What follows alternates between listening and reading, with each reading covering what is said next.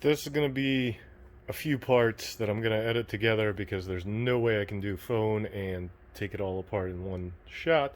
But this is Nate Wills' all old superbike motor, and I have no idea what's in it, but it's supposed to have some pretty good parts, so I figured this would be a good opportunity to go over how I tear down a motor and to test out my new cart. Thanks, Max. So let's get started. From the outside, about the only thing that's truly interesting that I saw on here is this nifty little oil cooler guard. Of course, the lighting is awful for the phone, but this thing's pretty cool. I kind of have to look up where it's from, who makes it, or if this is something that Nate made himself somehow. And yeah, so far I've taken the motor out. I've pulled the thermostat, so it's easier, so it's not in the way. I've pulled the intake manifolds because I needed them for the bike that this came out of. And because I'm stupid, I didn't drain the oil. So there's oil in this motor, so I'll still have to figure out how to deal with that bit, because I'm going to have a messy mess. And, well, burn that bridge when I get to it. So far, I think I'm going to start with the heads right now. 3 big bolts for the valve cover.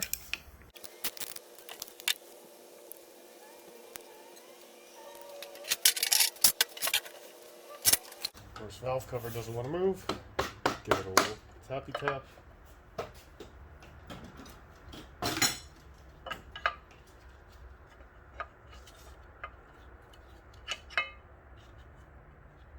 Alright, so here's a kind of interesting thing with this valve cover. I'm not sure if he sealed it or if he just left it completely open, but there was no pair system. There's no that nozzle that comes out, but the hole's not plugged, and there's no plate blocking it off. So I'm not sure how this thing was breathing, but it could have just been very much just breathing into the atmosphere. We'll find out. Alright, so now we have access to cam holders, we have access to cams, and the next thing is going to be the cam chain tensioner.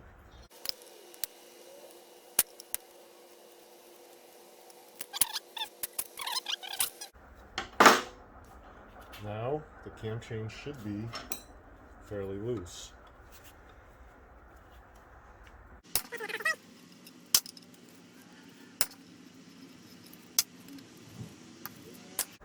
So the first thing I'm noticing already is this motor is super clean.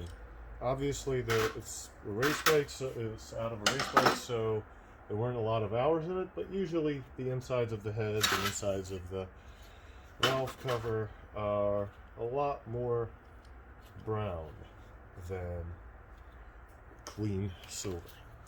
Alright.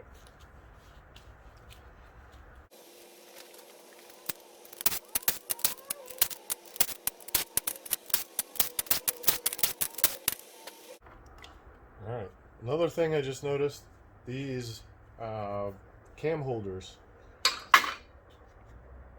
Well, I spoke too soon, but the intake cam holder came out super easy. The exhaust cam holder came out pretty easy as well. Wasn't stuck, wasn't anything. So now we have the cams in here, and we can pop them off.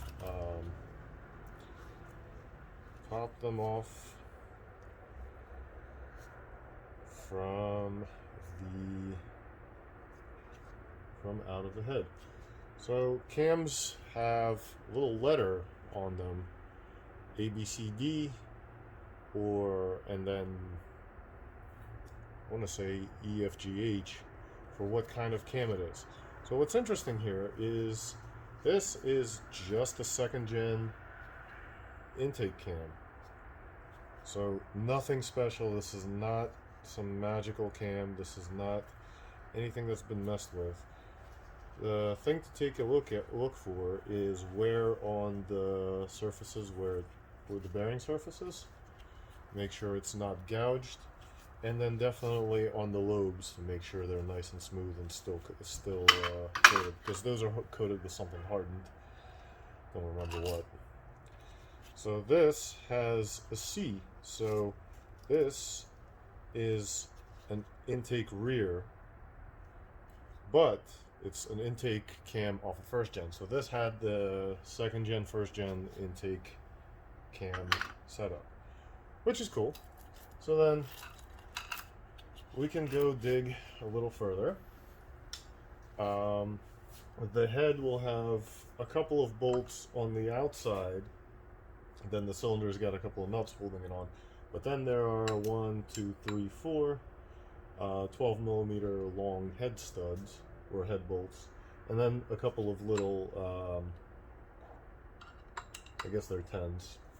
So I'm gonna pop the Allen because I'm already holding the Allen in here.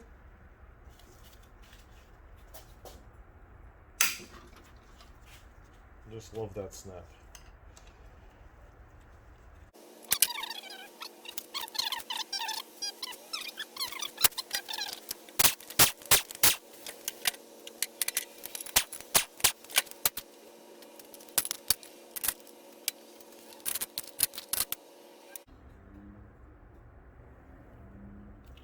Alright, so all the bolts are out, and I should be able to just pull the head off.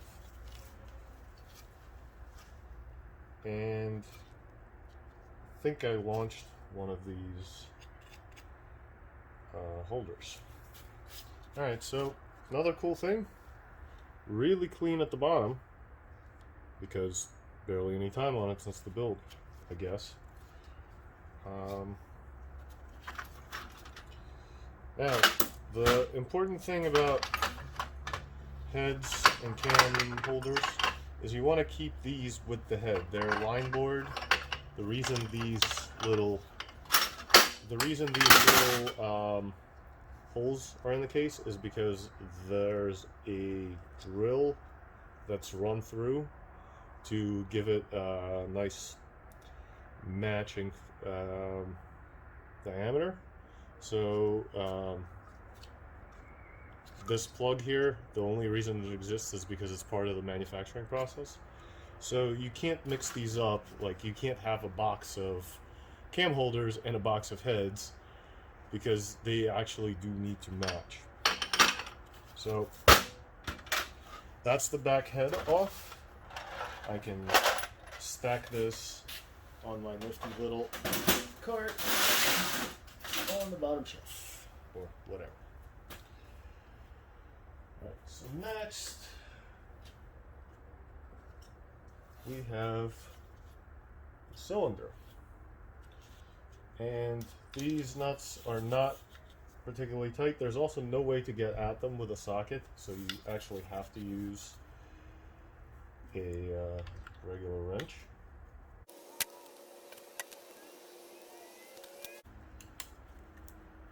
And now I should be able to pull the cylinder. Alright,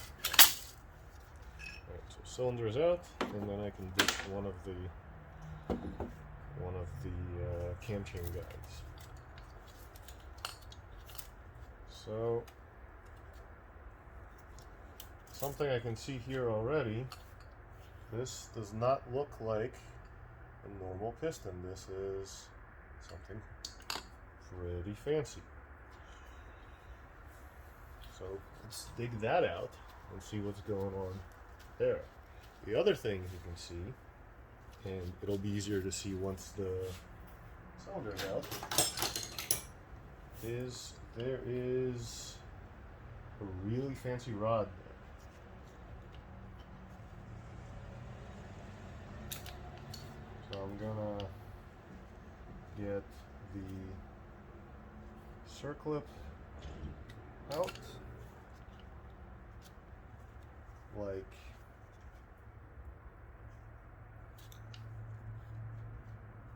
a freaking idiot that I am.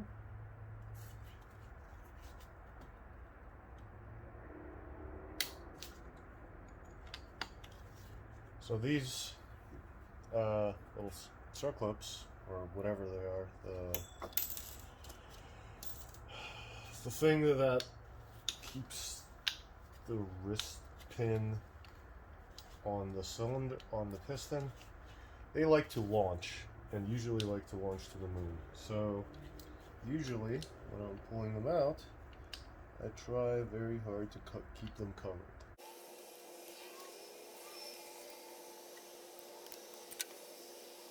Here I've got a pretty interesting situation for me.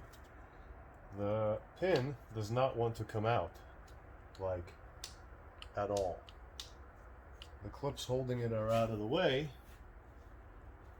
but it does not want to go anywhere.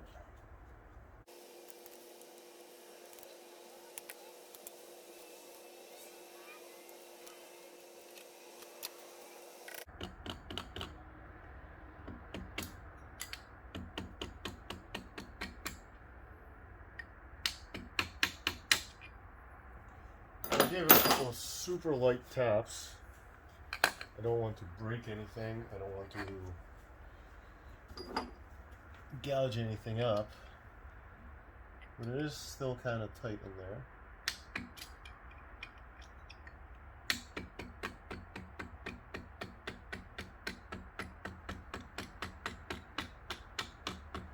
On stock motors, these usually just come right out with zero effort, just kind of using a finger to push them out. Alright, so it's a JE piston with a part number. I guess I'm going to look up what the part number means. And underneath of it looks like a Carrillo H-beam. It is. It says Carrillo right on it. And there's no up and down play in it, which is really awesome. These things are worth a fortune. Even used, if they're not blown up, they're worth a ton.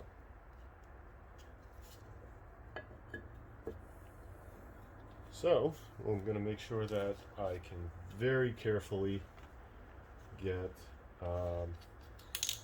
all of them out without breaking anything, without wasting money.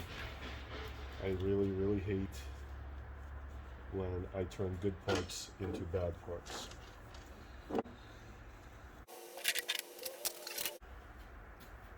Front head's pretty much the exact same procedure. Really very, very little difference between the front and the rear. So I'm just gonna knock it out.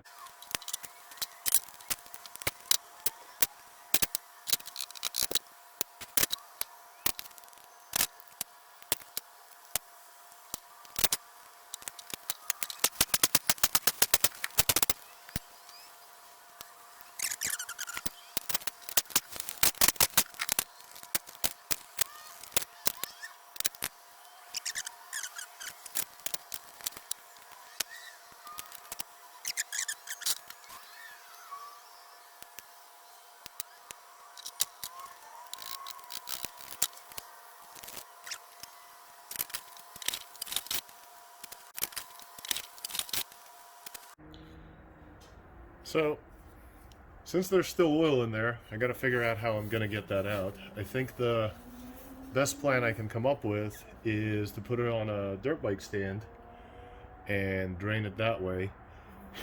The smart thing to do would have been to drain it while it was in the bike, because then it would be nice and easy. But who wants to do anything smart? Also, if you don't have a bathtub for a motor to sit in, those cookie sheets, they're like $8 at AutoZone or Pep Boys or whatever. They're super useful because then they'll catch all that oil. that can leak out. So I guess this is going to be the plan, to use this underneath there and then stick some, I guess, trays or something there.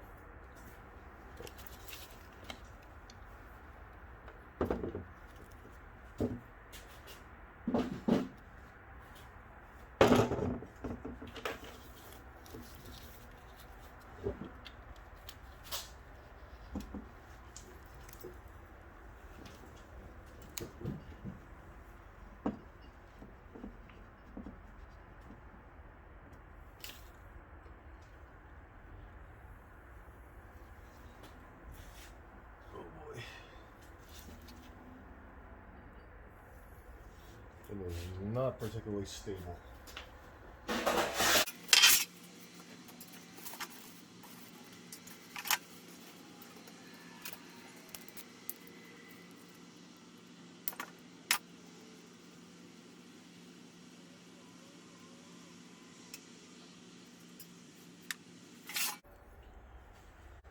Having done this before once, I know that one of those trays isn't going to be enough to catch all the oil, so I'll stand by with a second one for when this one overfills inevitably.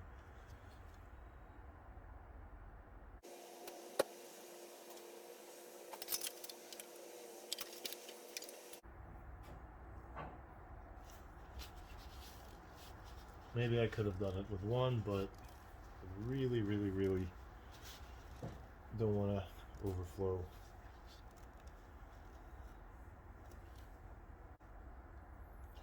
Alright, so I guess we'll let that drain for a minute.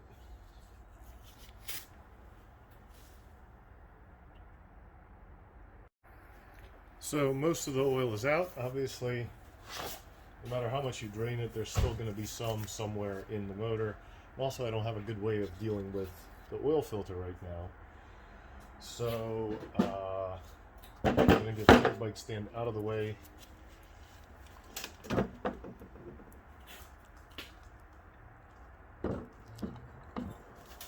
Put the motor down. I actually like putting it on its back wall because it's a nice big flat surface. You get a little bit of dripping of fluids, whether it's coolant or whatever, but that's generally unavoidable anyway, no matter what you do.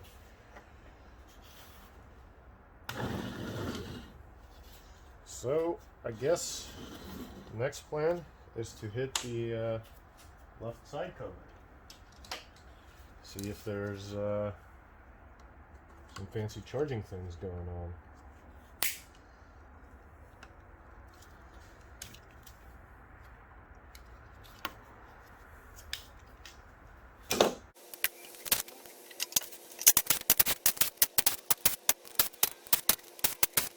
Alright, all the bolts are out, and these usually don't want to come out too much.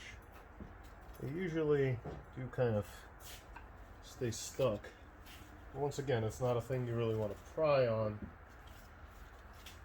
It may help to give it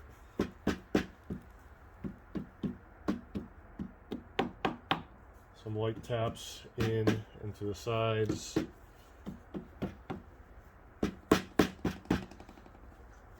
And they will eventually get unstuck. It's only the gasket really holding it. So maybe a little bit of magnetism holding it against the holding the stator against the flywheel. So carefully and try to keep it centered, that way you're not scratching up the stator or anything else. Also, sometimes it wants to launch back in because it is a magnet in there, so watch your fingers. So on this side, you can definitely see just a regular stator, nothing too interesting. Clean this gasket off. and I guess just leave it sit here and drain. If you were to be replacing the stator, 1, 2, 3 bolts, 1, 2 bolts, this rubber thing, and then just putting it back in.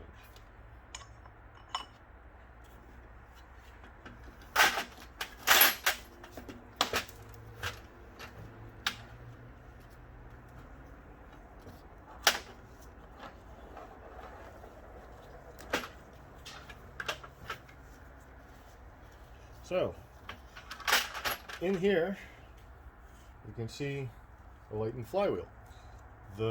This ridge here doesn't exist on a normal one. Let me see if I can go find one. So this is a first gen flywheel, but same idea. But you can see how much material got taken down to lighten the flywheel. This still has all 6 magnets. There are ones where they actually ditch 3 of the magnets for more weight reduction. Alright, so stator cover is out of the way. I guess the next plan is to pull the flywheel out.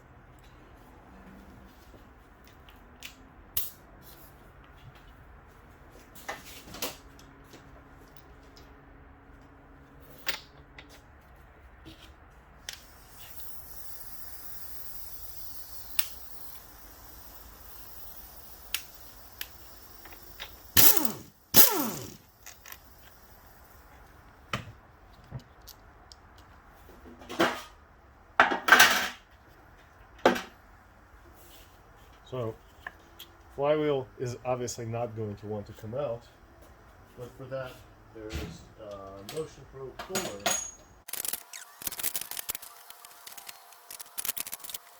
Alright, of course I brought it, put it on the table to make sure it was easily accessible, and then forgot where I stashed it.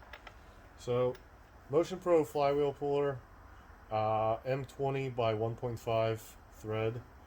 This could also just be a bolt if you can find an M20 by 1.5 thread. Just threads in here, threads into the flywheel, and try not to cross thread. Mine has seen some use, so it's a little on the tight side.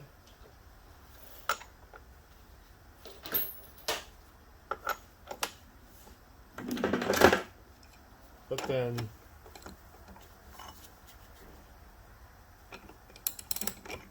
you just tighten it down, and I'm not sure if using the impact on this is a good idea or not. I try to avoid it unless I absolutely have to. So I'm going by hand unless I absolutely can't anymore. And as things sit right now, I don't think I can turn it anymore, so I'm gonna have to use the air.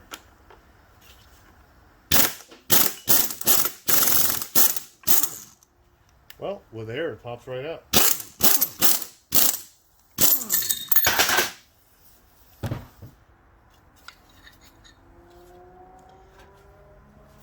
So, on the back side of this flywheel, done with the puller, on the back side of this flywheel, the starter clutch is also machined down for added lightness. This is different than how Robum does it. Robum actually kind of cuts in, but this conical thing is kind of neat. Really dig it. So I'm gonna go grab another flywheel. So here you can see side by side how much material was taken off. This thing is huge. It's a huge, huge, huge hockey puck. The lightened one, lightened sprag, starter clutch sprag, I guess, is it's got to be less than half the weight, less than half the size. So this is really cool.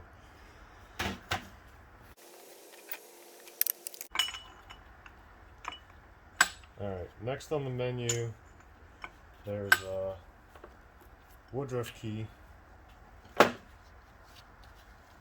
that holds the flywheel in the same position on the crank. We need to get that out to continue taking apart the motor. So I usually, for most of these, they come out pretty easily. All you need is a little tiny screwdriver to persuade it. If they don't come out easily, this may be a good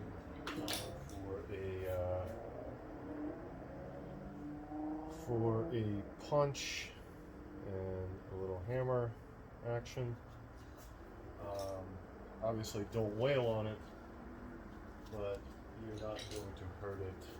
It's just a woodruff key, and the crank is very, very solid.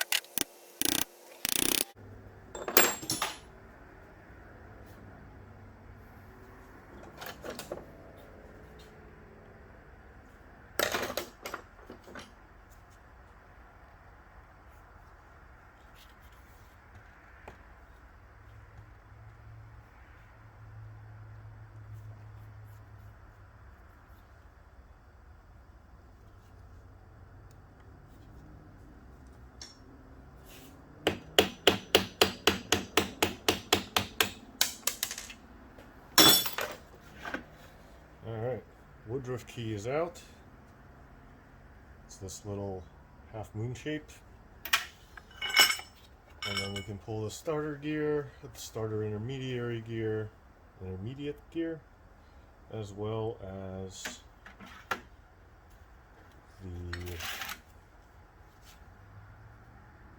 whatever the gear is that sits inside the starter clutch. So the way the starter clutch works, this gear sits inside it, and it has these little one-way teeth. So when the starter spins it, it'll turn the flywheel, and when the flywheel's turning with the motor, it's not going to do anything to the starter. Alright, so now we can get at the cam chain guide on this side.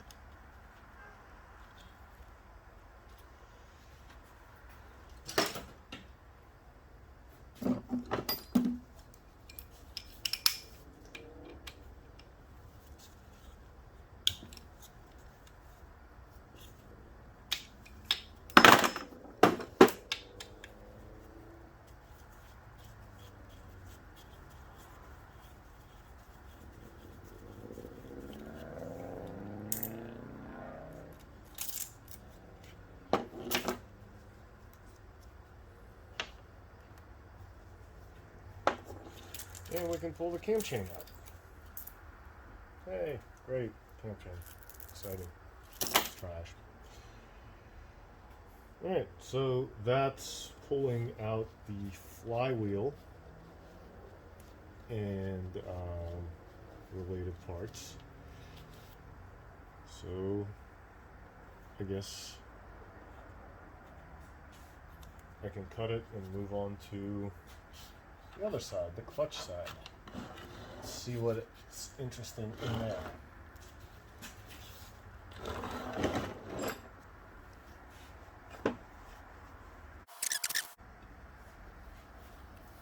Alright, so let's get at the clutch cover and see what's behind there.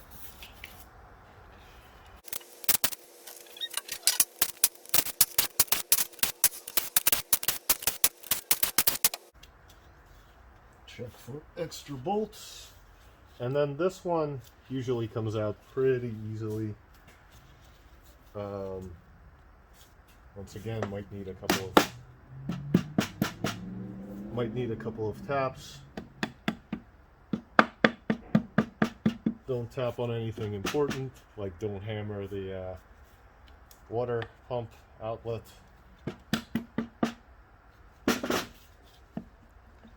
But then eventually it'll get loose.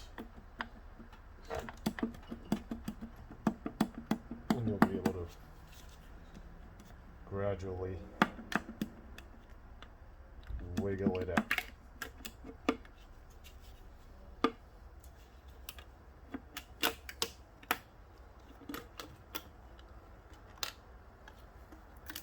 So out it comes. Nothing particularly exciting on this side right now. Something to note, one of my favorite things about Suzuki, behind this is the oil pump, this is the oil pump drive gear. The oil pump drive gear is plastic on everything except the 99.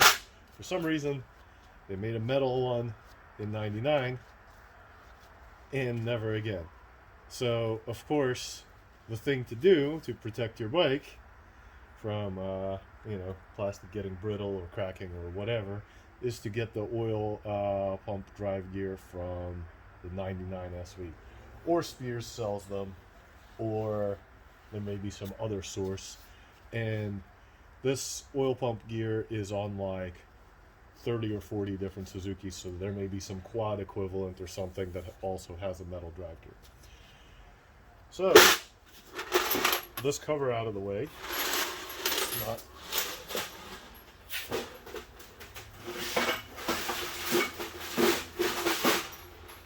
Nothing too crazy. We can pop the clutch off. See what's behind there.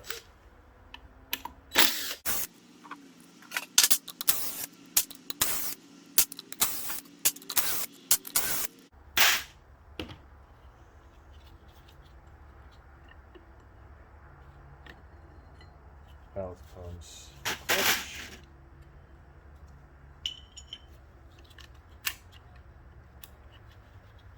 A bunch of plates.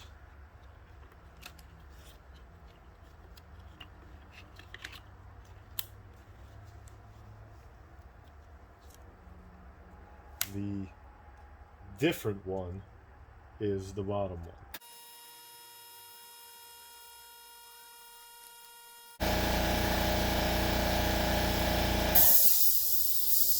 Alright, so my compressor kicked on and ruined the sound, so I had to stop.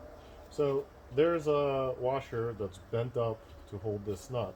So chisel, hammer, just get it so that it's not quite in the way. So then next, I'm going to need the clutch basket holding tool. And what this does is prevent the clutch basket from spinning when I turn that nut. Nothing particularly complicated about it. Just locking pliers with prongs. So now,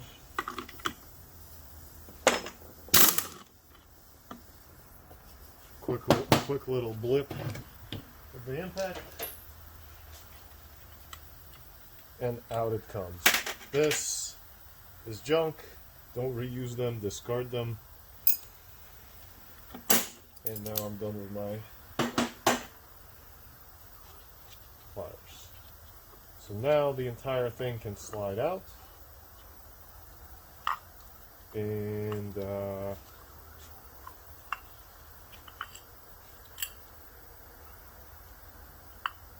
sit in this bin.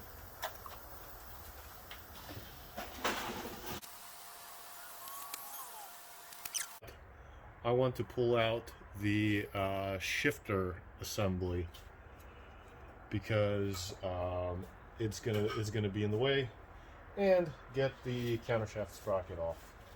So let me turn this around.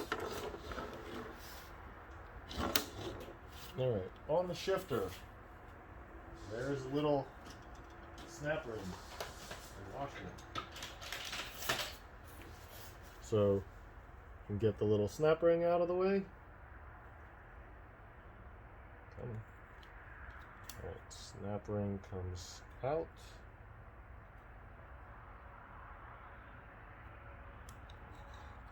Little washer comes out, and then there's a seal behind it, which occasionally likes to leak. That one's fun.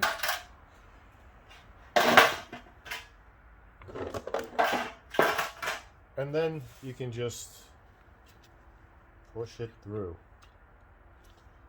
So while I'm here, I'm also going to push through the clutch rod so that it comes out the other side. So here's a clutch rod pair. Put that over there with the clutch. Now, while I'm on this side, I can also pull this plate off.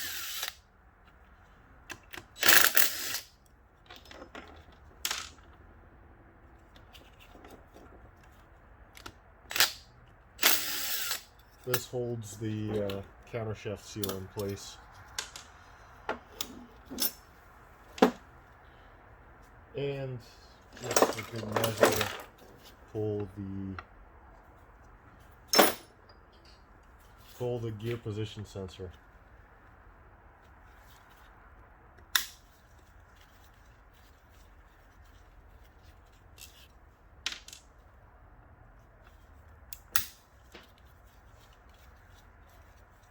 Now, when you pop out the gear position sensor, behind it there are a couple of spring-loaded pins on the shift drum. Sometimes they like to launch out. They definitely like to fall out. So usually as soon as I can get at them, I grab the little magnetic, the I drop the bolt down the Miata engine bay tool, and I want to pull them out. Little spring with a little pin on it. Because otherwise they will inevitably fall out, get lost, end up somewhere.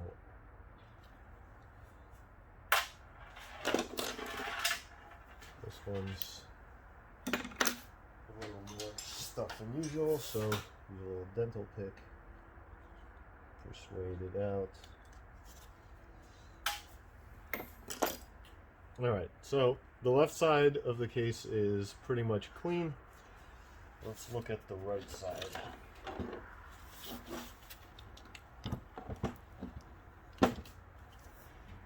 So on the right side, things we can take out: the shifter arm. While the transmission is in there, it's a really good idea to pull the shift star out, because otherwise it will be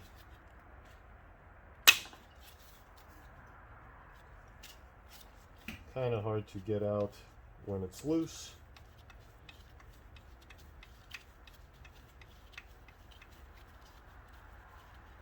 By the way, something I recently learned: 05 and up shift stars are more aggressive. There's a stronger spring on the detent, and the detent is ball bearing rather than bushing. Just something that's cool to know. Alright, so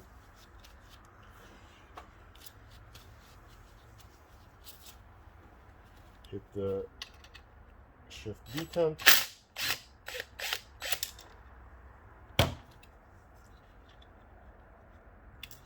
Pull that all out. Grab the washer, the spring. The 05 and up spring has more coils, and it's marked blue. And the fancy shift star. Alright, so that's everything on the shifting side of things. While I'm at it, I might as well pull the oil pump gear. That's that.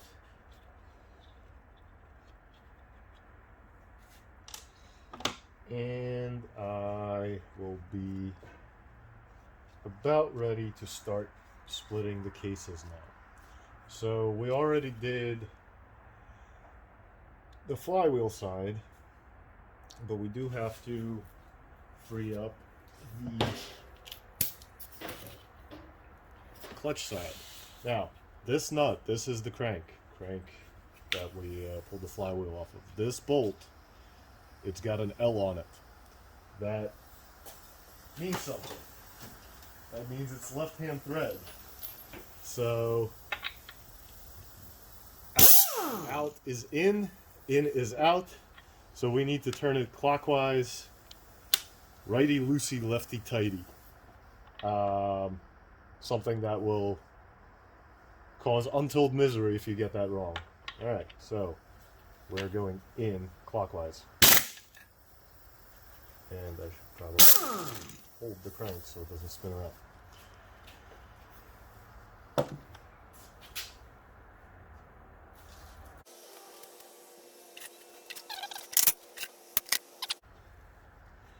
Crank is out, crank bolt is out. We can pull the gears out. We can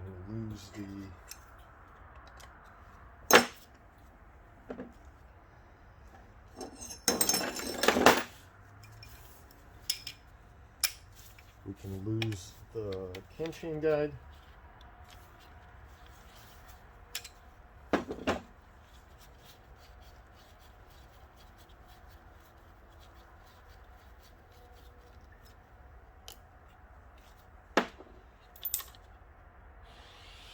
Lose the washer for the camshaft guide.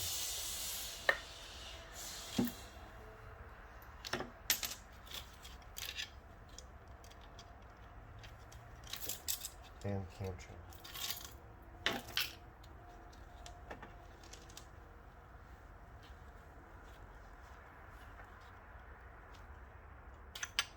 Pull off bearing.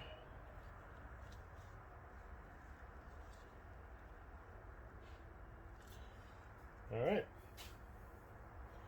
So next on the menu is about a billion little 8mm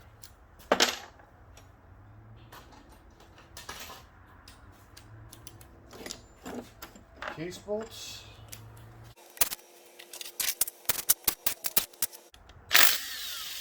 Ah yes, the starter too. Starter could have come out at any time.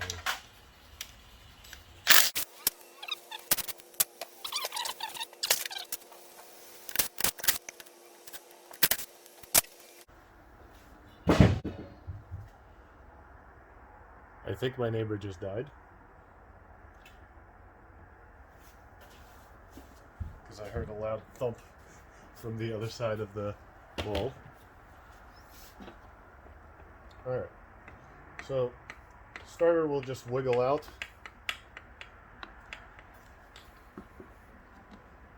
It's only held in by the two bolts back here, but it also likes to kind of suction in there. And you do want it out for splitting the cases, because otherwise it's going to interfere with the cases coming out. Alright, so starter's out. Put that over here somewhere. Alright, so next thing to note is there are some pretty large bolts that really hold the case halves together. Those little ones, they're just for sealing the outside, but these big guys are the ones that really provide like a nice big tight hold. So they're on the longer side of things. and there are, I think, 6 of them, but every time I kind of seem to be surprised by one. So they're from both sides. There are a couple by the cylinders. There are a couple in the middle. So 1, 2. And then there was one over here somewhere.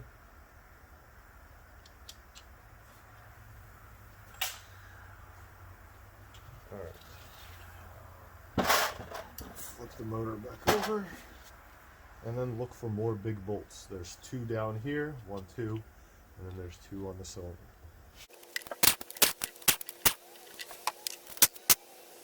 So, now would be a really good time to give it one last look over and see if there are any stragglers, any bolts that I forgot.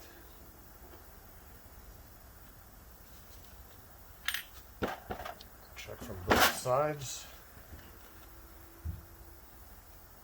Check for little ones. If your motor is filthy, make sure you look under all the dirt, because there'll occasionally be some little sneaky one that is hiding in the dirt somewhere. And I guess we're ready for the case splitter tool. So the case splitter tool, I can't remember, I think it was a Tusk that I bought. A long time ago, in a ham-fisted attempt to do something that it shouldn't have ever been doing, I ended up turning a 3-prong puller tool into a 2-prong. So it used to have 3 arms. You could set it 1, 2, 3. One of the arms broke. I'm an asshole. So I just kept using it. It still works with 2 arms. When it becomes a 1-armed one, I'm gonna have to replace it. So all we're after is winding it out so that it sits on the crank nice, and then looking for the deeper holes to thread the mounts in. So run the mounts down. Run the mounts down to the point where the bolt is pretty much bottomed out. This does not have to be super tight. This can be basically finger tight, because it will tighten itself as we use the puller. So all we're going to do is gradually apply pressure with this bolt onto the crank, and these arms will pull the case half off. So this is definitely not an impact activity.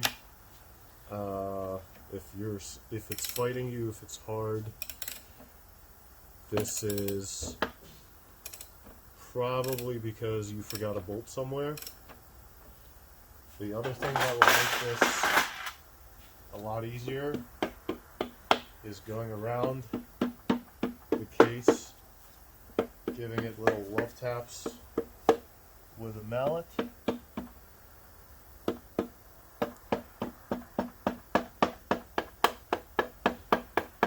And if it does not want to come apart, it's because you forgot a bolt somewhere. It is not stuck together. They're not pressed together. They're just screwed together. There's little alignment losses. So give it some taps. Turn the puller some more, and the cases will gradually come apart. Now, here's another thing. There'll come a point where the transmission, and probably this stupid bushing that I couldn't get out will become what's keeping the cases together. So I actually will often relocate the puller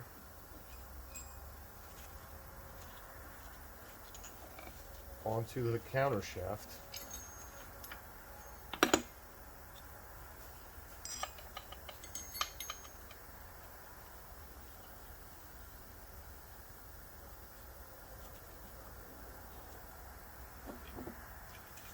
and give the counter shaft some pressure as well. And sometimes I might need to go back and forth 2 or 3 times. Other times everything comes apart easily.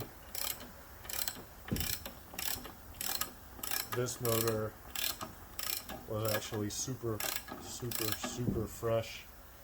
It just sat for a really long time, so I didn't think I could trust it.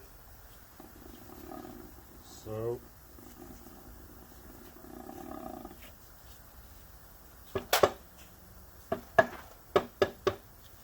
give it just a couple more taps just to make sure everything is nice and loose.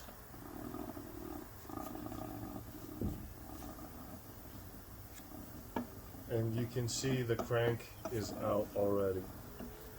So I just have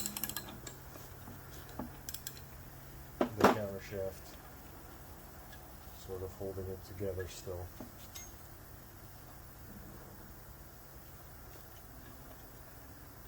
Kind of important to make sure everything is centered when you're pushing it so that you're not bending anything. But at this point, the cases are apart.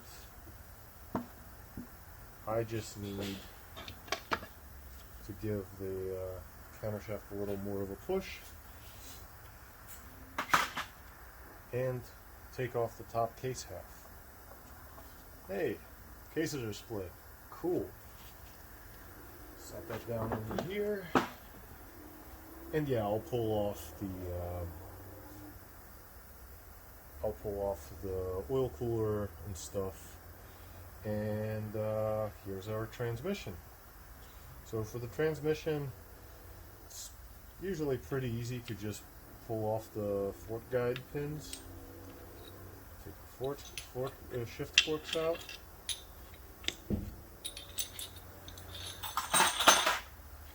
Take the shift drum out. This, by the way, is the same part number for like all the first gens and second gens, probably out to third gen as well. Almost the entire transmission is the same from for all first gen and second gen bikes. The only difference is 99 through 03 had a little bit of a different length of counter shaft. I think it was length. I'm not 100% on that. So at this point, I should be able to pull both the transmission shafts out. There's sometimes they'll be undercut, and these look like they are. The little dogs on the transmission are actually angled into each other, and they're not just square. So this might be something that's a little racier than the average stock transmission.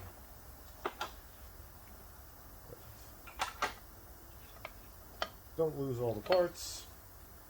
Don't forget all the washers. And now is a good time to take a look and see if any of the bearings are notchy or kind of bad in any way.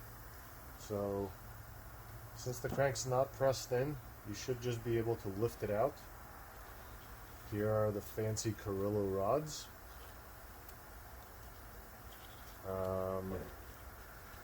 This crank does not look like it was lightened.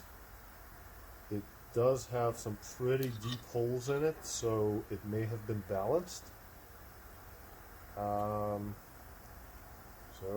that's something. Usually I try to keep the crank and rods together because if the crank was balanced, it was balanced for the rods and the pistons that we pulled out earlier. But yeah. So there's the two cases apart. Now I have a lot of cleaning to do. Everything is super oily. I have to clean off all my tools. I have to kind of put away a whole bunch of parts. And let the cases drain. So that is splitting the cases on an sv650 full motor teardown. I mean, you can go a little deeper. You can go start taking apart rods. You can. I skipped the oil cooler because blah, who cares? It's 2 bolts. But yeah. Oh, there's a oil pump that can come out, and that's just these 3 Allens. So hopefully this helped.